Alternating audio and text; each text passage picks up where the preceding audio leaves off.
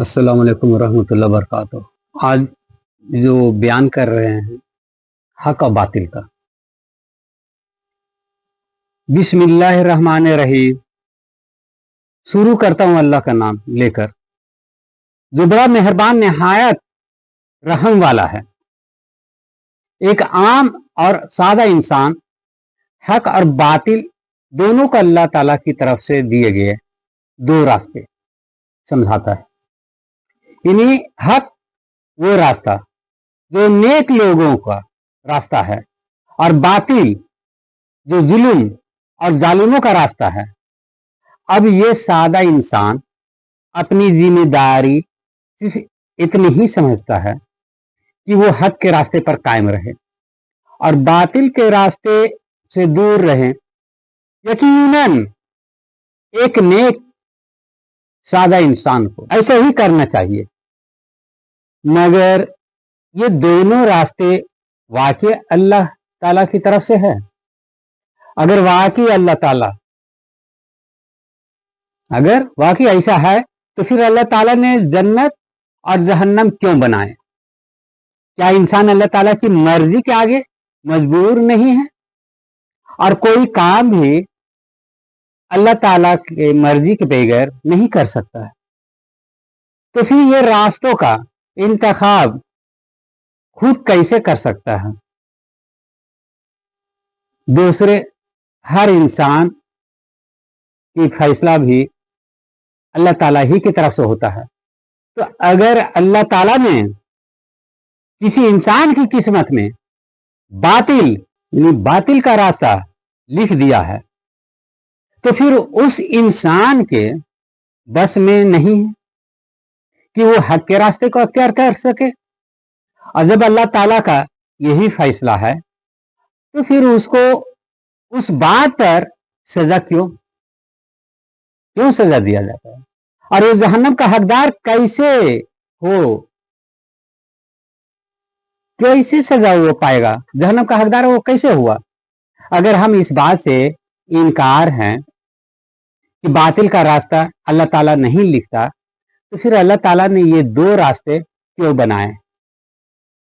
اگر کسی کی قسمت میں اللہ تعالیٰ نے نیکی لکھ دی ہے تو وہ مجبوراً نیکی کرے گا، اور جب کوئی عمل مجبوراً کیا جائے تو اس کا اجر نہیں ہوتا، تو پھر وہ جنت کا حقدار کیسے ہوگا؟ بس یہ معلوم ہوا کہ انسان نیکی یا بدی کرنے میں کسی کا مجبوری نہیں ہے، اور وہ تمام عمل اپنے اس اختیار سے کرتا ہے، یعنی اپنی مرضی سے کرتا ہے جو کہ اللہ ہی نے اس کو دے رکھا ہے۔ اب کوئی انسان نیکی یا بدی کرتا ہے تو یقیناً وہ اپنے اس اختیار کا صحیح یا غلط استعمال کرتا ہے جو اللہ تعالیٰ نے اس کو دے رکھا ہے۔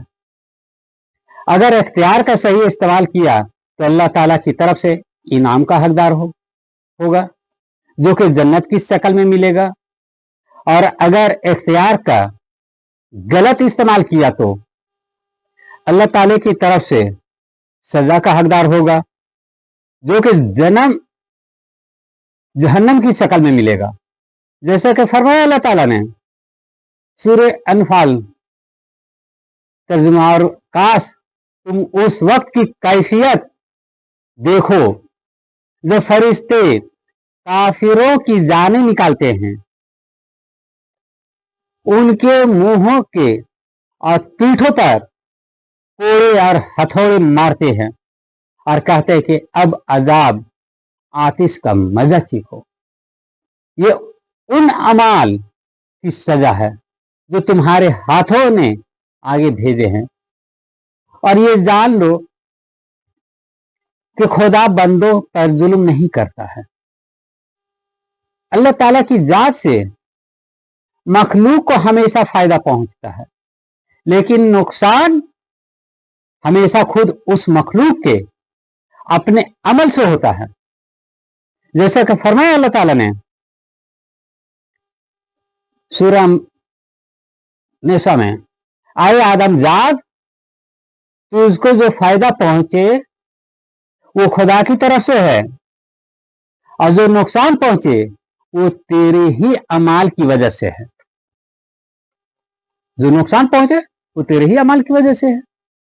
और ऐ मोहम्मद, हमने आपको लोगों की हिदायत के लिए पैगंबर बनाकर भेजा, और इस बात का खुदा ही गवाह काफी है। अल्लाह ताला की जात में सिर्फ हक ही हक है, और उसकी सिफत में कोई बातिल शय, उसकी सिफत में कोई बातिल शय का वजूद सभी तक नहीं है। वो अगर आदिल है तो अदल हक है, वो आलिम है तो इल्म हक है, वो रज़ाक है तो रिज़्क़ हक है, वो करीम है तो करम हक है। उसके बरअक्स वो जुल्म नहीं करता, क्योंकि जुल्म बातिल है और वो उसकी जात का हिस्सा नहीं है। बातिल उसकी जात का हिस्सा नहीं है। इसी तरह वो जाहिल नहीं है, क्योंकि जहालत सिफत बातिल है जो उसकी जात का हिस्सा नहीं है। जैसा कि फरमाया अल्लाह ताला ने सूरह बकर में, खुदा वो माबूद बरहक है, सवा कोई इबादत के लायक नहीं, जिंदा हमेशा रहने वाला है, ना ऊँघ आती है ना नींद। जो कुछ आसमानों में और जो कुछ जमीन में है सब उसी का है। कौन है जो उसकी इजाजत के बगैर उससे किसी की सिफारिश कर सके?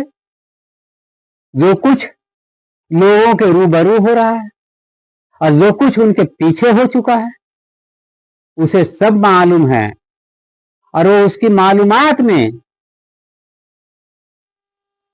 में से किसी चीज पर दस्तरस हासिल कर सकते।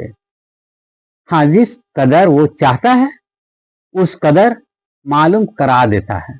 उसकी बादशाही और इल्म आसमान और जमीन सब पर हावी है, और उसे उनकी हिफाजत कुछ भी दुश्वार नहीं। वो बड़ा आली रुतबा और जलीलुल कदर है।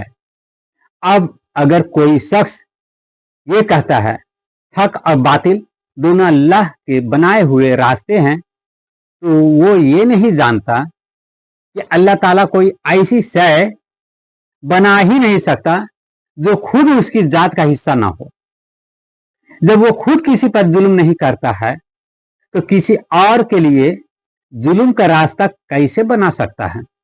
बिल्कुल इसी तरह जैसे कोई मुसव्वर किसी तस्वीर को रंग देता है तो उसमें वही रंग देता है जो उसके पास होता है। तो अल्लाह ताला ने उस कायनात को खल्क किया और उसमें वही रंग दिया जो उसके पास मौजूद है। जैसा कि फरमाया अल्लाह ताला ने सूरह हशर में, वही है खुदा जिसके सिवा कोई माबूद नहीं, पोशीदा और जाहिर का जानने वाला है, और वो बड़ा मेहरबान निहायत रहम वाला है। वही खुदा है जिसके सिवा कोई इबादत के लायक नहीं। बादशाह हकीकी पाक जात हर ऐब से सलामती अमन देने वाला, निगहबान, गालिब, जबरदस्त, बड़ाई वाला खुदा उन लोगों के शरीक मुकर्रर करने से पाक है।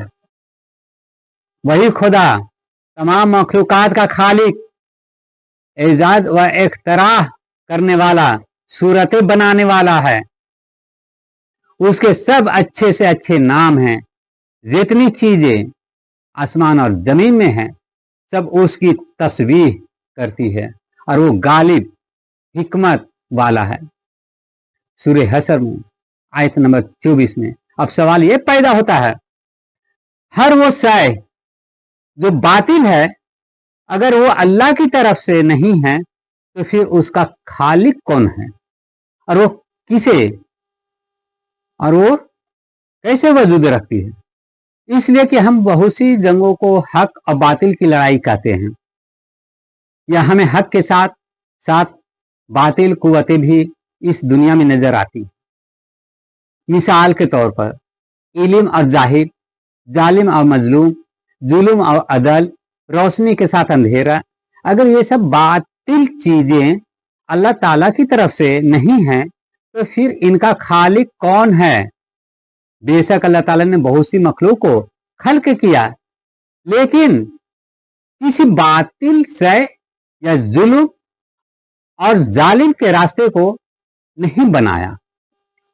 अल्लाह ताला ने जब इंसान को खल्क किया तो साथ ही उसके लिए इल्म को भी खल्क किया।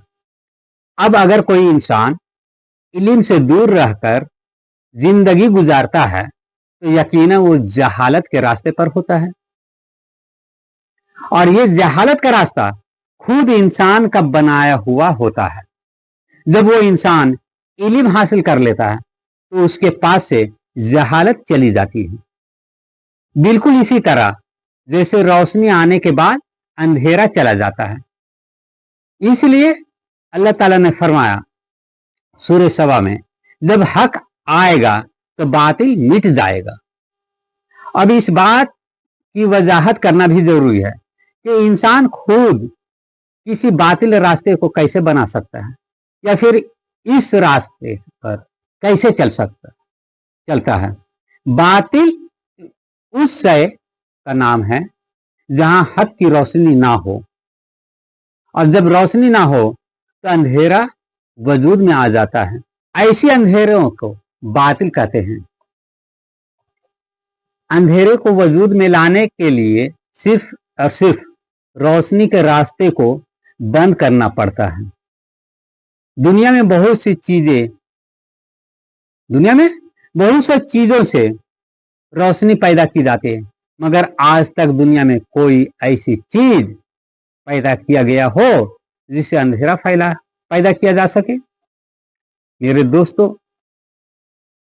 ये जो गुमराहियों की जिंदगी है, ये जो लोग गुनाह तो कर बैठते हैं, जुल्म तो कर बैठते हैं और निस्बत देते हैं अल्लाह की तरफ कि अल्लाह के है, तो ये सारे हमने आपको राज बता दिए कि नेकी अल्लाह की तरफ से है और बुराई का रास्ता खुद की तरफ से है।